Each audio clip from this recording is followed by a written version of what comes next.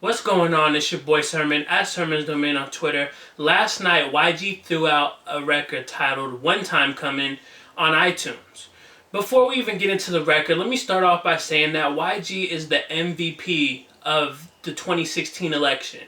He was able to take the impending doom of Donald Trump possibly winning, which at this point seems like he's not going to, which is a good sign.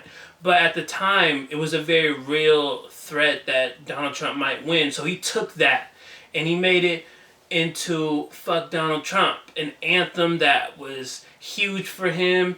And I think it helped establish him as more than just a street rapper, a party rapper. It really gave him a voice for the community. And I think that's good because YG is someone who needs to speak for his generation, because you don't have anybody that's really speaking for YG's generation in that regard. So for him to do that, and then for his album to kind of take shape based off of Fuck Donald Trump. You had Police Get Away with Murder. You had a couple other records on there that were also tackling the idea of going against police brutality. So if anybody deserves an MVP award for 2016's election, it's definitely YG.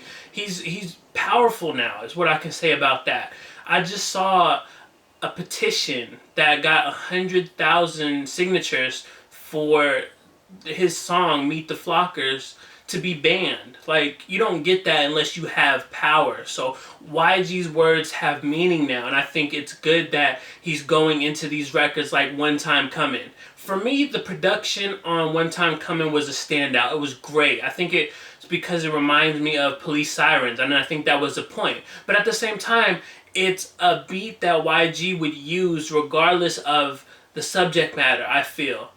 And I think that's what makes YG's political records work, because it's not going too far left. He's not creating something that his fans can't really relate to. No, you got a knocking, banging beat like One Time Comin'.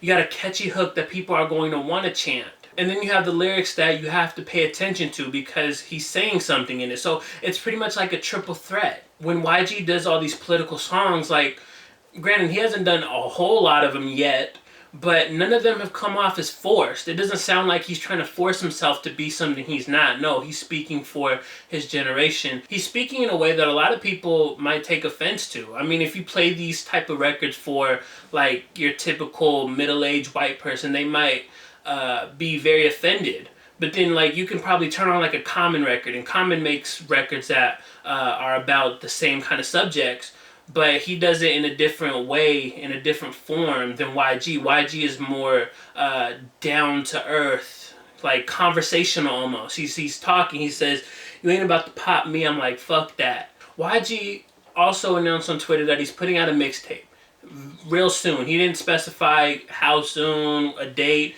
but I think with the election coming up, he would want to kind of capitalize off of that, because he can make more records in favor of saying, fuck Donald Trump. He can make songs that are about the police brutality and other issues that are going on in America. I would expect this mixtape to be the central focus on those type of subjects, with him saying that it's coming soon and the election's literally 2 weeks away. I don't expect this to be the 400 Summers mixtape with DJ Mustard. I have no idea what's going on with that. I feel like at this point you might as well just make it the third album, because people are going to eat up the combination of YG and DJ Mustard. So you would want to kind of capitalize off of that, and maybe that's the direction that we're going to see happen. So for now, you can listen to One Time Comin'. I'll include a link to it in the description section. And then let me know what you think about it, what you think about YG's upcoming mixtape. What is he going to talk about? Talk to me in the comment section below, and then like the video, subscribe to the channel if you're not already, share the video. Follow me on Twitter at Sermon's Domain, and as always, thank you for your time. I appreciate you for watching, and until next time, peace.